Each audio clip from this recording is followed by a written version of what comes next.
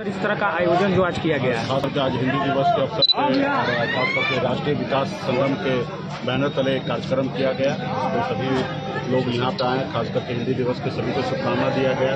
बाबा साहब के बारे में बात को रखा गया, खास करके दलित, पिछड़ा, ओबीसी के लोग जो हैं आज वो संघर्ष नहीं कर रहे हैं, जागरूक नहीं हो पा रहे हैं, अपने बच्चे को पढ़ा नहीं लिखाने में बहुत पीछे रह रहे हैं। इसके लिए लोगों के बीच में जागरूक किया गया कि एक रोटी कम खाइए, लेकिन अपने बच्चे को पढ़ाइए लिखाइए, उसको काबिल बनाइए और संघर्ष कीजिए। बिना संघर्ष किए हुए आपको कोई भी चीज हासिल नहीं होगा। इस देश को आज़ादी कराने के लिए भी हमारे पूर्वज ने संघर्ष किए, बाबा साहब ने कितना संघर्ष किए, तब जाके वो संविधान लिखे जिसमें हम लोगों के लिए, SC ST के लिए, ओबीसी के लिए आरक्षण का व्यवस्था किया गया। आज किस तरीके से देश में आरक्षण समाप्त किया जा रहा है, एक साजिश के तहत जितने भी बड़े बड़े संस्थान हैं उसको प्राइवेट कंपनी के हाथों में बेचा जा रहा है। तो इसके लिए हम लोग संघर्ष करेंगे ताकि आने वाले समय में हमारे विचारधारा वाले लोगों का सरकार देश में, राज्य में बने, ताकि हम लोग अपने लोगों के लिए नौकरी हो या तमाम ऐसी सुविधा है जो खास करके संविधान में जो दिया हुआ अधिकार है वो हमारे लोगों के बीच में पहुंचे।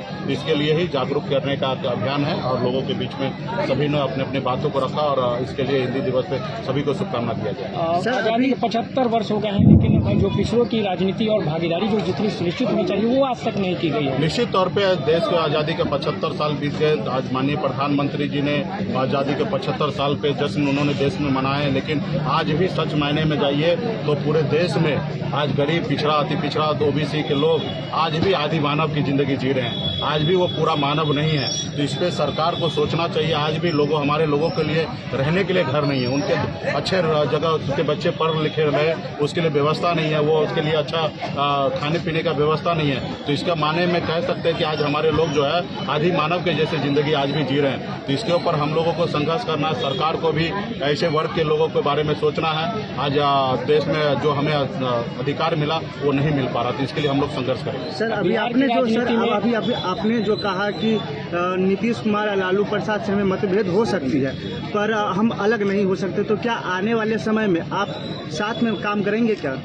निश्चित तौर पे हमने कहा ना कि लालू प्रसाद, आदरणीय लालू प्रसाद यादव जी हो या स्वर्गीय श्री रामविलास पासवान जी हो या हमारे श्री नीतीश कुमार जी हो, ये लोग हमेशा गरीब, पिछड़ा, दलित के लिए कुछ न कुछ किए हैं। ये बात अलग है, चर्चा का विषय हो सकता है कि बहुत कुछ नहीं किए हैं, इस पे डिस्कशन होता हो सकता है, लेकिन जितना भी किए वो बहुत किए हैं वो अपने अनुकूल। इसको और आगे बढ़ाया जा सकता है, इसी रास्ते पे चलकर हम लोग इससे बेहतर काम कर सकते हैं, लेकिन इनको कुर्बानी को भूला नहीं जा सकता। इन्होंने भी बहुत कुछ हमारे राज्य के लिए उन्होंने किया है। तो इसके लिए निश्चित तौर पे जब भी ऐसा मौका मिला है तो हम लोग हमेशा गरीब, पिछड़ा, दलित जहाँ पे बैठते हैं उनके साथ बैठ के खाना खाते हैं। हम उनके साथ खाना पीना नहीं खाते। जो लोग हमारे हाथ से छुआ हुआ पानी नहीं पी सकता, ऐसे लोगों से हमेशा हमारा दूरी रहेगा और जब तक हम जिंदा रहेंगे तब तक ऐसी दूरी रहेगा। जरूरी गले मिल सकते हैं लेकिन दिल नहीं कभी मिलाएंगे। ऐसे चुनाव होने की संभावना है, इसमें क्या कहना चाहते हैं? क्या आपकी पार्टी चुनाव लड़ेगी अगर चुनाव होगा तो? जब भी चुनाव हो, निश्चित तौर पे हमारी पार्टी है तो चुनाव लड़ने के लिए पार्टी है। जब भी ऐसा समय आएगा तो निश्चित तौर पे हमारी पार्टी मजबूती से कुरनी विधानसभा या देश में, खास करके बिहार प्रदेश में जहाँ पे भी चुनाव होगा वहाँ पे मजबूती से हमारी पार्टी चुनाव। सर, उम्मीदवार में निश्चित तौर पे देखिए, समय आने दीजिए। अभी पहले चुनाव आयोग की तरफ से क्लियर होने दीजिए, उसके बाद जहाँ पे भी चुनाव का समय आएगा वहाँ पे हमारी पार्टी चुनाव लड़ेंगे। 2024 में लड़ेंगे, 2025 में लड़ेंगे, 2029 में लड़ेंगे, 2030 में लड़ेंगे। हमेशा जब भी चुनाव होगा हमारी पार्टी चुनाव। बिहार में जंगल राज की बात हो रही है। बेगूसराय में 11 लोगों की गोली मार दी गई है। क्या ये जंगल राज की पहचान है? क्या ये? बिल्कुल ही नहीं है। अभी कोई पागल आदमी अगर रोड चलते हुए किसी को गोली मार दे तो क्या उसको आप जंगल राज कहेंगे? अपने आप को पूरे भारत में अपने आप को बदनाम किया जा रहा है, खास करके बिहार को बदनाम किया जा रहा है। ऐसे नेता जो कल तक आप बिहार में थे, सरकार में थे तो कुछ नहीं, और आज सरकार से खाली बाहर चले गए तो जंगल राज आ गया। तो ये बिहार को बदनाम करने का साजिश रचा जा रहा है, खास करके भाजपा की तरफ से। मैं भाजपा के नेता से आग्रह करूंगा कि आप लड़ाई लड़िए, मुद्दे की लड़ाई लड़िए, लेकिन जिसमें बिहार का बदनाम हो, बिहारी को बदनामी हो, जिसका जहाँ पे बिहार को सर झुके वो काम तो नहीं कीजिए। खास करके इस तरीके का शब्द का उपयोग नहीं कीजिए। मुख्यमंत्री नीतीश कुमार के जो PM बनाए जाने की बात चल रही है, उसमें मुकेश सहनी का क्या स्टैंड होगा? अरे भाई, कितना गर्व की बात है। एक बिहारी, बिहार का बेटा देश का अगर प्रधानमंत्री बने ये हमसे और आपसे बेहतर किसको उपलब्धि हो सकता है हासिल?